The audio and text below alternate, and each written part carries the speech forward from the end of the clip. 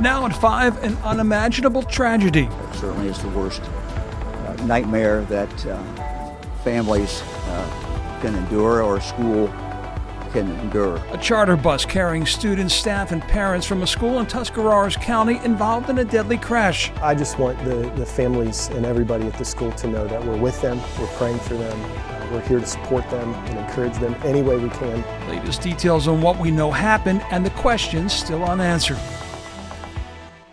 In total, the fiery crash involved 5 vehicles, leading to at least 3 deaths and 18 injuries. The crash happened at 8:45 this morning on Interstate 70 near State Route 310 in Licking County. And within the last half hour, Ohio State Highway Patrol tweeted the eastbound lanes are now open. Westbound, though, remains closed.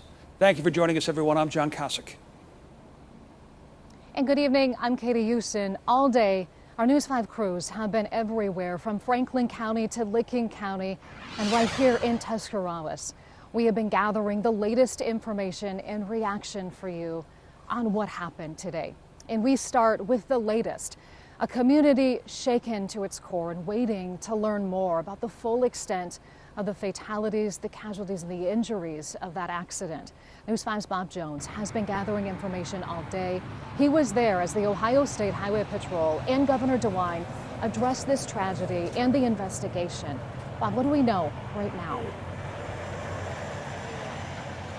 Well, Katie, we are in Licking County right by I-70, and as John mentioned a short time ago, these lanes were shut down for most of the day, but I-70 eastbound has been reopened. I-70 westbound remains closed. This all happened just before 9 o'clock this morning. We heard from Governor Mike DeWine a short time ago, and he said he's ordering the flags lowered to half staff at the state capitol and in Tuscarawas County. The governor added it's really hard to describe the tragedy, and he offered his thoughts and prayers on behalf of Ohioans to the victims and their families. Here's what we know so far. 5 vehicles were involved in the accident on I-70 West, including a semi-truck that crashed into the charter bus, causing a fire. Investigators say 3 people were killed and 18 people were injured. They went to 7 hospitals. The bus was carrying band members and students from Tuscarawas Valley High School, as well as parents and teachers on their way to a performance at a conference in Columbus. We have not heard the names or the ages of the victims and how many of them were actually on that bus. This afternoon, there was a family reunification center set up at Etna United Methodist Church. Emergency management officials understandably asked us to keep our distance during this very emotional time, and of course, we respected those wishes. As far as figuring out what led to this terrible crash, that could take a while. We have to break down, what exactly caused the crash in regard to which vehicle struck which vehicle and what that sequence was within that crash at the time of the incident. This is just a tragedy that no one, you can hardly ever imagine it, and it's the worst nightmare for, I'm sure, the superintendent, worst nightmare for the families, worst nightmare for the teachers. And tonight we have also learned that the NTSB is sending a team of investigators here to Licking County to conduct a safety investigation to figure out exactly what happened in this deadly crash this morning. Katie? Those answers will take time to figure out, but right now, Bob, the time is to come together and grieve and be with one another like they are doing here. Bob, thank you so much for that update. And I was here, the community, I was talking with people in the village, the Zoar village, in the surrounding area, and as you can imagine, they are just heartbroken. This is such a tight community. As I was talking to people, you realize everybody knows everybody, which also means that most people know someone impacted by this tragedy today involving Tusky Valley.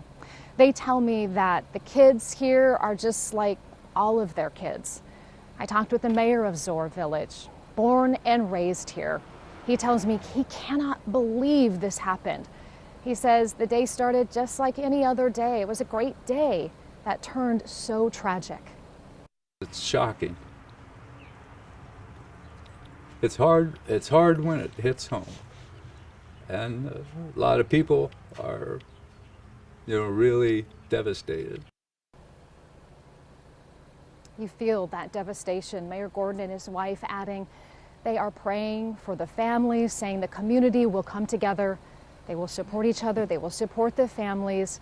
And again, asking everyone to pray for them in the community, the Tuscarawas Valley community, wrapping its arms around the high school as the students, the faculty, the staff, they begin to process the deadly charter bus crash down near Columbus. As we said, we have teams across the area gathering information for you, including News 5 investigator Tara Morgan out here with us tonight.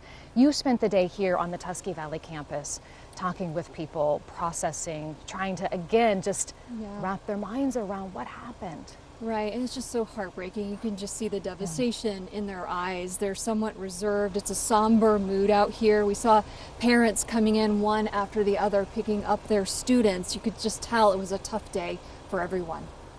Hugs and many tears on the Tuscarawas Valley High School grounds. Throughout the day, parents pulled up outside the front doors. Faculty escorted grieving students to waiting cars. It's a devastation. I mean, it's horrible. Susie Gordon's son, Landon, graduated this year. The two live close by and just wanted to be at the school. When we heard, we just wanted to come we didn't really know why to come. We just thought we should come because what do? You just thought maybe it could be a blessing to somebody. The Ohio State Highway Patrol sent its crisis assistance team in with a chaplain. Just that we're here. There's support, there's resources, and whatever is needed, we will provide. The school superintendent released a statement calling the Tuscarawas Valley Trojan family strong, saying that strength will be needed to get through this. Some faculty tell News 5 the kids are like their own, asking everyone for prayers. And the superintendent's post has more than 600 comments offering prayers and words of comfort, and I was reading through them, Katie, and you could see comments are coming in from all over Ohio, Kentucky, even South Carolina. They're coming in from band parents, members of bands, different school districts. It's just amazing to see this outpouring. People want to be there to support each other, and that's what we're seeing right now on the ground here as well. So thank you, Tara. Appreciate you being out here with us. Images from the scene show those students riding on the bus operated by Pioneer Trails. We checked out their website and we learned that it's a family-owned business that has been in operation since 1984. In a statement, the company said it is cooperating with this investigation. Right now, News 5 investigator Scott Knoll is looking more into their background. He's also trying to learn all he can about the semi-truck company and driver involved in this crash. He will have that information for you, all new, coming up ahead on News 5 at 6 o'clock. And coming up right here later on News 5, Columbus Bureau reporter Morgan Trow will have reaction from Ohio lawmakers on this deadly crash. And as always, we will continue to bring you new details throughout our later editions of News 5 and also on our News 5 app and website, news5cleveland.com. So make sure you stay connected there as well. John, just as Tara said, it is a really difficult day. Yeah, Katie, I got to say, I've known Governor DeWine for a pretty long time now, and he didn't mention it there, but I know he knows the sudden devastation that comes with the traffic accident. We just passed the 30th anniversary of the death of one of his own daughters, Becky, in a traffic accident in 1993. It's something he's told me in the past that he draws upon when called upon to console those who have suffered loss in situations like this, and it's something I know that was going through his mind today. Katie, we will return to you and the latest on this tragedy a little bit later in the show.